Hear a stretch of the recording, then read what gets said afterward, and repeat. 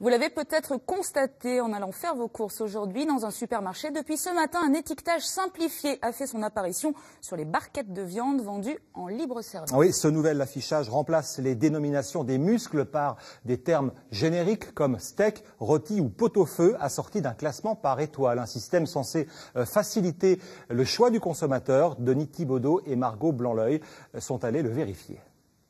Ils ont mis en rayon le nouvel étiquetage étoilé ce matin. Un travail de fourmi de 18 mois qu'il va falloir maintenant expliquer aux clients. 3 étoiles, du moins bon au meilleur, selon son goût et sa tendreté, mais aussi sa destination culinaire, à mijoter ou à griller. Objectif poursuivi, faciliter le choix des consommateurs qui ne sont pas tous des spécialistes du genre. Un faux filet, un filet d'entrecôte, tout le monde sait aujourd'hui ce que c'est, tout le monde sait le reconnaître. Par contre, dès qu'on tombe dans des muscles comme tente de tranche, macreuse, jumeaux, gitenois, ronde gitenois, qui sont pour nous, les professionnels de la viande, des morceaux identifiés, pour le client, il n'est pas identifiable. Voilà, donc toutes ces appellations-là vont disparaître, par contre, et vont être concentrées sur une appellation simple qui sera steak avec 1, 2 ou 3 étoiles en fonction de la tendreté et du goût du muscle. Cette nouvelle règle d'étiquetage impose désormais aussi de nouvelles méthodes de travail pour les garçons bouchers du laboratoire. Ça va engendrer quelques petites modifications de découpe au niveau des laboratoires, au niveau de nos professionnels. Pour ça est mis à notre disposition un guide de découpe.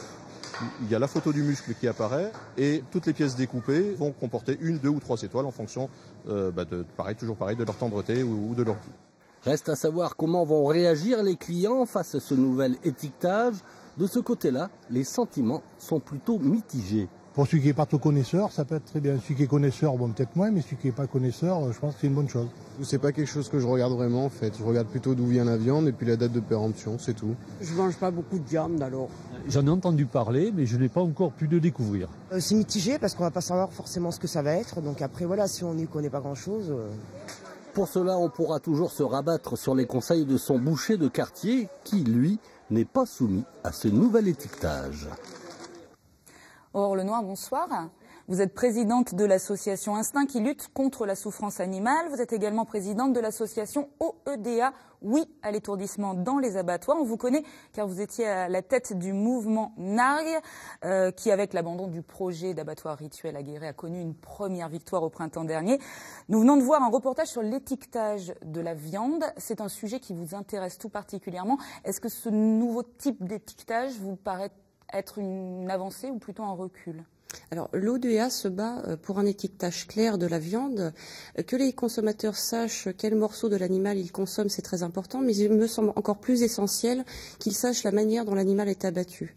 Vous, monsieur, vous avez mangé, comme tous les consommateurs, sans le savoir, des animaux qui ont été abattus, qui ont été égorgés en pleine conscience. Une large part de cette viande se retrouve dans le circuit classique, sans aucune mention, ce qui fait qu'à l'heure actuelle, votre boucher, comme les grandes surfaces, ne sont pas en mesure de pouvoir vous renseigner sur le non-étourdissement ou l'étourdissement de l'animal que vous consommez. Et force est de constater que la filière viande s'enfonce un peu plus chaque jour dans la tromperie, dans la mise en danger du consommateur et dans la négation du bien-être animal.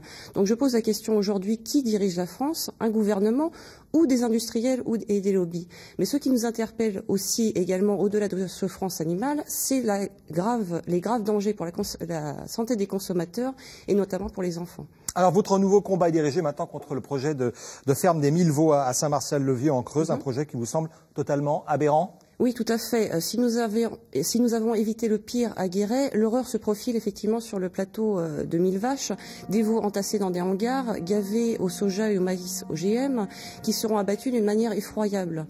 Car il se trouve que le groupe, seul client de la SAS Alliance 1000 vaches, le groupe Les Mousquetaires Intermarché, exige un égorgement en pleine conscience pour tous les veaux.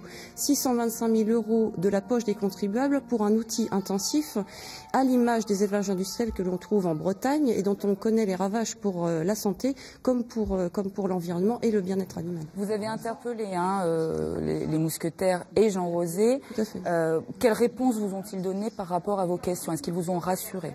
Alors nous avons une réponse qui a été faite par rapport aux nombreux mails qui ont été reçus par la SVA Jean Rosé, où ils affirment l'exact contraire de ce qui a été dit dans l'article qui traitait du sujet.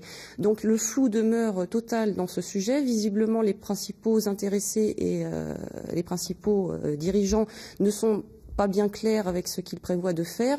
Pour le moment, nous attendons une réaction officielle via les médias de M. Langlois de manière à pouvoir nous positionner. Eh bien, écoutez, merci beaucoup Aurore Lenoir et bon courage pour la suite de vos combats.